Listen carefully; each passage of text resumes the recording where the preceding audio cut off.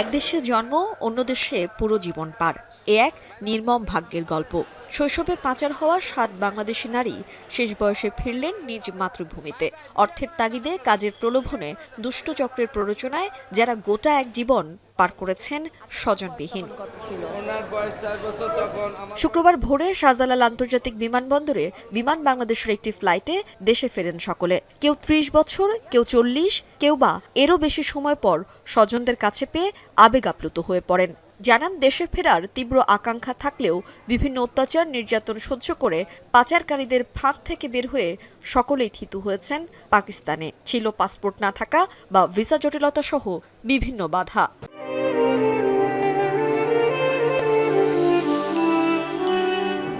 पाकिस्तान में बस हम गया अपना कारोबार नौकरी के लिए गया था, हम शादी कर लिया। वहाँ पे ईद आती है भी हम रोती है, जो शादी होती भी रोती है, गमी होती भी रोती है।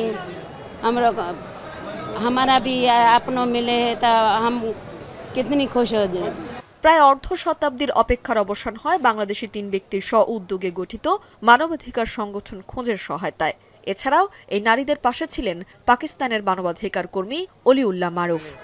वो मेरे घर के पास रहती थी, तो हमारी वालिदा ने बोला कि आप उसकी तस्वीर वगैरह फेसबुक में डालो, उसकी फैमिली मिल जाएगी। तो इन्होंने फिर मुझसे कांटेक्ट किया, मेरा नंबर उसमें दिया था और फिर हम दोनों राब्ते में थे। ये मुसलसल गए उस गांव में, बहुत ढूंढा, फैमिली को सर्च किया, फिर उनको उसके फैमिली के बाद आफ्टर 35 ইয়ার্স মিলवाया। এটা সম্পূর্ণ আমাদের নিজেদের সহউদ্যোগে মানবিকভাবে। এর জন্য আমরা কোনো ধরনের কোনো অর্থনৈতিক টাকা পয়সা পরিবার এবং পরিবারের অতিথি কারো কাছ থেকে গ্রহণ করি না। দীর্ঘ অনিশ্চয়তার পর স্বজনের হাতে হাত রেখে এভাবেই তারা এখন কাটাতে চান আগামী দিন। তানজিলা খান মিম, এখন, ঢাকা।